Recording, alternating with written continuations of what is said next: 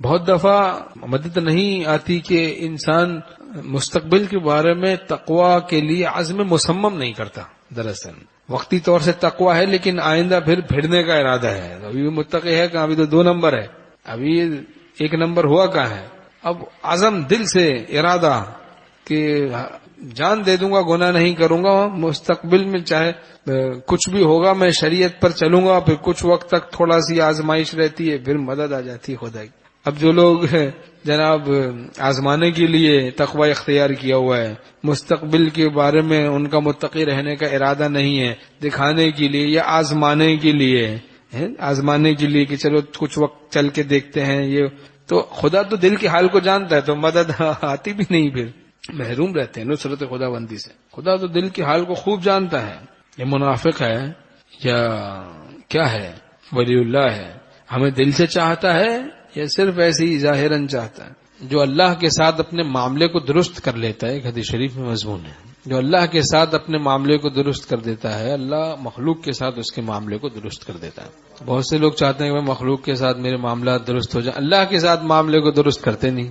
اللہ کے ساتھ معاملے کو درست کر دیں, مخلوق کے ساتھ معاملہ درست ہو جائے گا. ایسے ایک جگہ ہم نے کہا بھائی دیکھو, کام بنانا تو ان کا کام ہے, ہمارا کام ان پر مرنا ہے, ان کے احکام پر عمل کرنا ہے, ان کے ساتھ جینا ہے, ان پر مرنا ہے, یہ ہمارا کام ہے. ان کا کام ہے ہمارے سارے کام بنانا. اب ہم ان کے کام میں لگ گئے کہ اپنے کام دنیا کے بنانے کے چکر میں تو لگ گئے, اور ان کو منانا جو ہمارا اصل کام تھا وہ ہم نے چھوڑ دیا. اب کیسے کام بنیں گے بھائی؟ وَمَن يَتَّقِ اللَّهَ يَجْعَل لَّهُ مَخْرَجًا وَيَرْزُقْهُ مِنْ حَيْثُ لَا يَحْتَسِبُ. جو گناہوں سے بچے گا اللہ اس کے لیے مخرج بنا دے گا, پریشانیوں سے نکلنے کا اللہ راستہ پیدا کر دے گا, ایسی جگہ سے رزق دے گا جہاں سے گمان بھی نہیں ہوگا. ہاں, دنیا کے لیے اللہ کو نہ چاہے, اللہ کے لیے اللہ کو چاہے, تقوی میں بھی خلوص ہو, اخلاص ہو. جو دین مانگتا ہے اللہ اس کو ضرور عطا کرتا ہے. عقل سے کبھی آدمی سوچتا ہے کہ بھئی کوئی نجات کی ہے ہی نہیں صورت, ہمارے پاس نہیں, خدا کے پاس بے شمار صورتیں ہیں. ایسی نجات کی صورت نکالے گا, ہم تقوی اختیار کریں, ہم اپنا کام کریں, وہ پریشانی سے نجات کی ایسی صورت نکالے گا کہ جو ہمارے وہم و گمان میں بھی نہیں.